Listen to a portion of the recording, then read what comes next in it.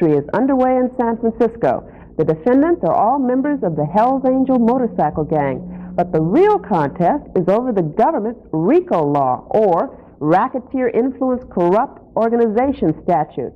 That's a new law designed to give federal law enforcement officials new powers in investigating and acting against organized crime. The San Francisco test case against the Hells Angels is entering its 8th month. The judge hearing the case at one point collapsed on the bench from apparent exhaustion. Court costs are expected to run into the millions, and the Hells Angels are doing a brisk business selling defense fund T-shirts right outside the courtroom. More than 100 Hells Angels and various motorcycle gang hangers-on are off the nation's streets and highways tonight.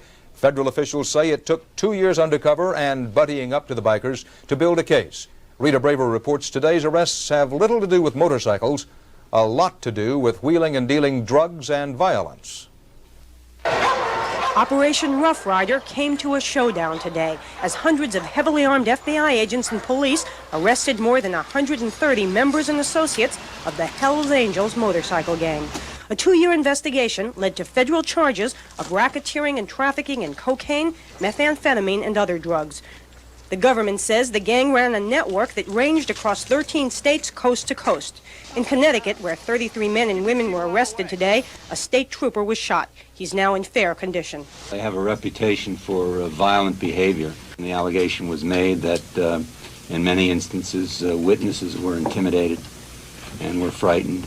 Ironically, this bust comes in the wake of a campaign by the Hells Angels to convince the public they're not gangsters, just a bit unconventional and misunderstood.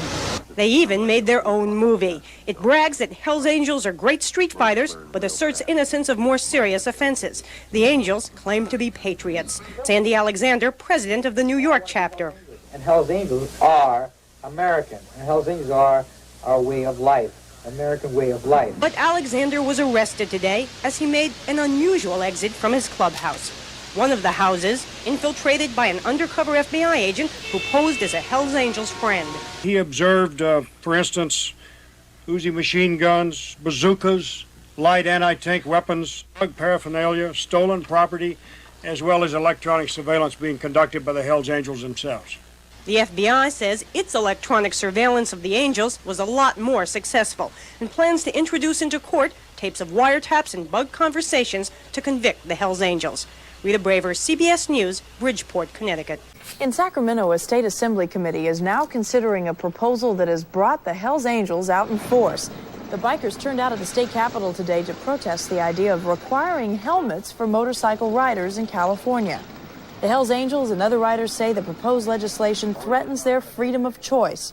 But 50 other organizations statewide are in favor of the measure, not just to protect the public's safety, but also to reduce the burden on taxpayers from medical bills for taxpayers. As of late this afternoon, the Assembly Committee was still taking public comment. Well, this was the equally unusual court scene in Los Angeles today. A group of Hells Angels bikers showing up as spectators at the federal district court. They wanted to give moral support to George Christie, a Hells Angels leader who is on trial right now. He's accused of trying to hire a hitman, but the Hells Angels don't buy it. He's never been arrested. Been married 20 years, several children, businesses. He's strictly straight line. Yeah. This poster commemorates the day that Christie carried the Olympic torch in the summer of 1984. His friends think that's further proof of his so-called straight-line style, but the prosecutor thinks otherwise. He charges that Christie hired a man to set up a killing while not knowing that the man he hired was an FBI informant. That man was on the stand today. If convicted, Christie could face life in prison. Periodically, now and again, one law enforcement group or another rises up against the secretive black leather and motorcycle club with the picturesque and now infamous name of the Hells Angels. It happened again today, just after 10 a.m. This time, it was the FBI, federal drug agents, and local authorities. Came in. Search warrant. Yeah, search warrant. Federal search warrant. For the what? Federal search warrant. For the premises? Okay. They raided Angel headquarters in Oakland, 12 arrests there. They arrested local founder Sonny Barger at his Oakland home. They arrested Angel members in Alaska, Kentucky, and the Carolinas. 38 warrants in all, most drug charges. 5 residents were listed as illegal amphetamine labs. At least $1 million in cash and drugs located at various arrest scenes. Barger is charged with possession of explosives intended for the murder of a man the Angels suspected of killing one of their own. The Hells Angels have an unwritten code that says, in effect, no one need ever worry about being cheated or burned when dealing with one of their narcotics dealers, a kind of satisfaction or your money back guarantee. I'm here today to tell you that that code no longer applies. It all came together after a 2-year investigation helped along by inside information provided by a member of the Alaska Club chapter. At the federal building, arrested members and others seemed bemused. Seems like it happens every time you turn around for no reason. It seems like it happens when it gets close to election every year. It just seems like for some reason, I don't know why. We're not political, but they sure put us on a political thing, Big Al was not one of those arrested. The strange reaction isn't surprising when you consider how difficult making the charges stick against this group has been over the years. The Angels, as a group, remain one of the odder modern bits of folklore, emerging as they did from the minds of some disgruntled veterans after World War II. As individuals, they remain private, even shadowy. Men like Sonny Barger hold very tightly to their own myths. Here's Carolyn Tyler. Sonny Barger was not surprised at all by his arrest, according to an attorney who spoke with him tonight at the request of Barger's wife, Sharon. And despite today's nationwide sweep, which has landed more than 30 members of the motorcycle gang behind bars, attorney Charles Gretsch says the 49-year-old Barger is in a cheerful mood tonight. The legendary Hells Angels have been in trouble with the law since the 1960s, and Barger has served his share of time. But federal authorities thought throat cancer had forced him to slow down. The biker has had operations, including a laryngectomy, and today requested special equipment and medication during his stay in jail. Sonny Barger may be cheerful, but he's not very talkative tonight. He's enjoyed meeting the press in the past, but this time he sent a message to reporters that he won't talk till he hits the streets. That won't happen until Monday at the earliest, when he has a detention hearing. In the meantime, he's being held here without bail. At the Hall of Justice in San Francisco, Carolyn Tyler, Channel 7 News, tonight. It really is unusual for Sonny Barger not to want to talk to the press. He has used the press often in the past to express himself. It may be the laryngectomy, though others think simply he wants to see exactly what lays ahead for him legally.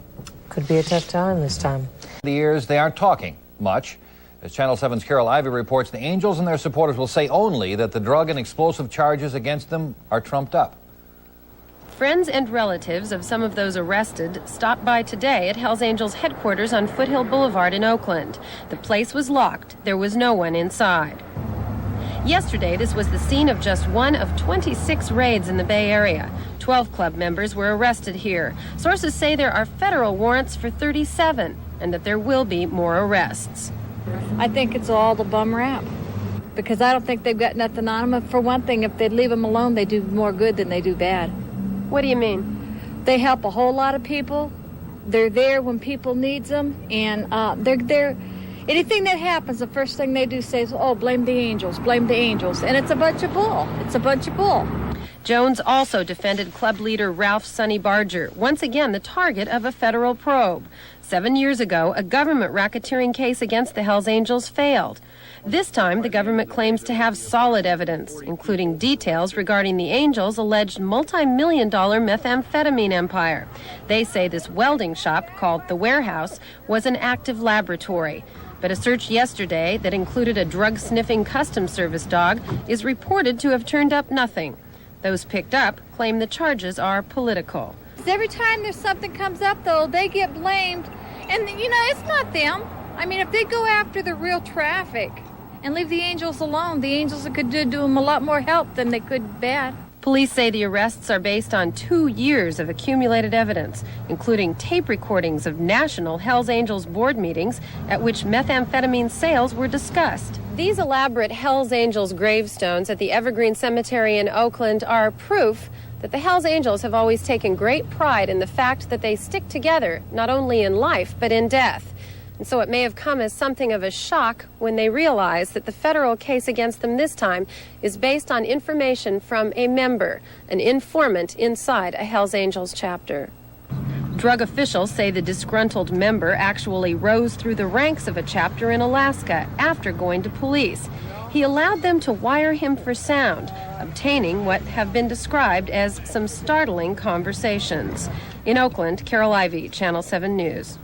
Well, Sonny Barger and the other Hells Angels are due in court next Monday, and then a judge will decide whether the government really does have enough evidence to continue to hold them, at least without bail. Suzanne? Well, in other news today, state and federal authorities now say they are flabbergasted by the amount of evidence seized in yesterday's raids on Hells Angels motorcycle clubs in 5 states.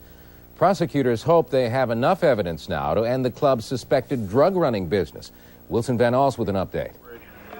The evidence collected yesterday is still being inventoried. It will take weeks, maybe months, to assess its importance.